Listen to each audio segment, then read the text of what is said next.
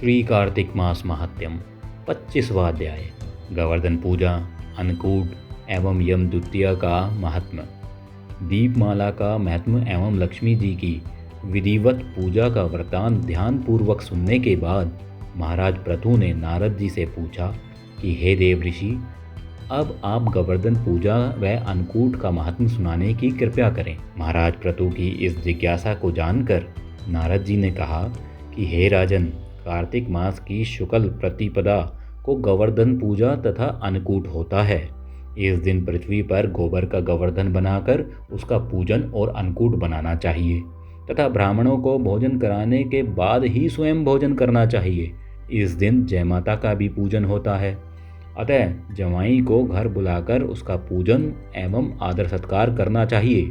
हे महर्षि, जवाई का पूजन के संदर्भ में राजा पृथु ने पूछा, जवाई का पूजन आरंभ कब हुआ और सबसे पहले इसे किसने किया? कृपया कर समझा कर बतलाएं।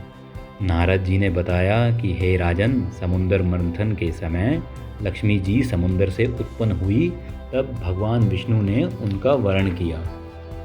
अतः आनंदित होकर समुद्र ने भगवान की स्तुति की।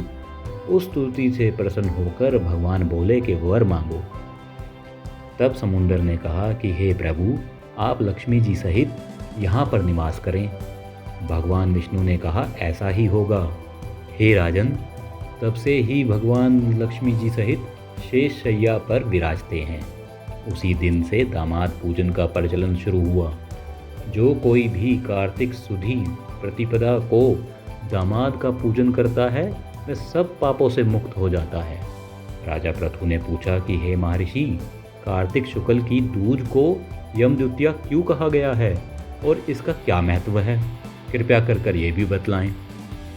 हे राजन, इस दिन यमुना जी में स्नान करके यमराज का पूजन करना चाहिए।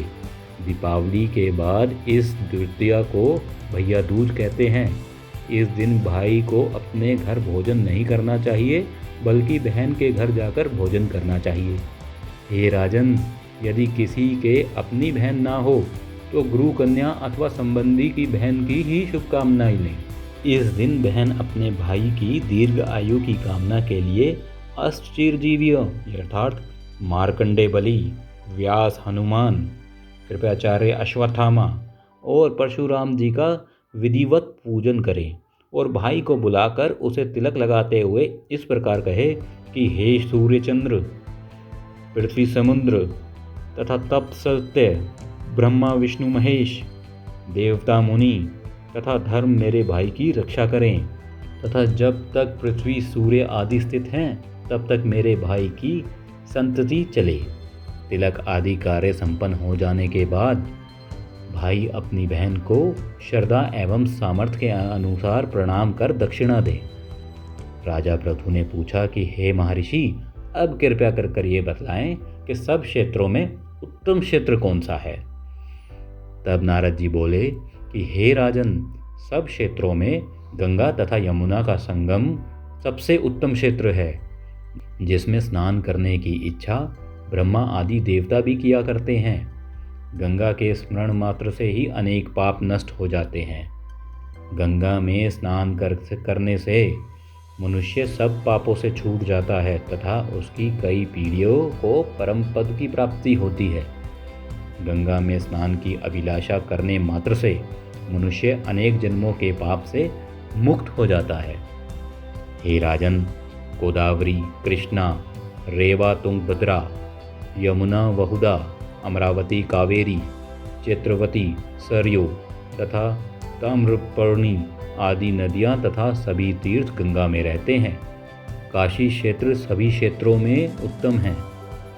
जो लोग काशी में वास करते हैं वे जीवन मुक्त हो जाते हैं। जो लोग काशी क्षेत्र का स्मरण करते हुए शरीर त्यागते हैं वे भी मोक्ष के अधिकारी बनते हैं।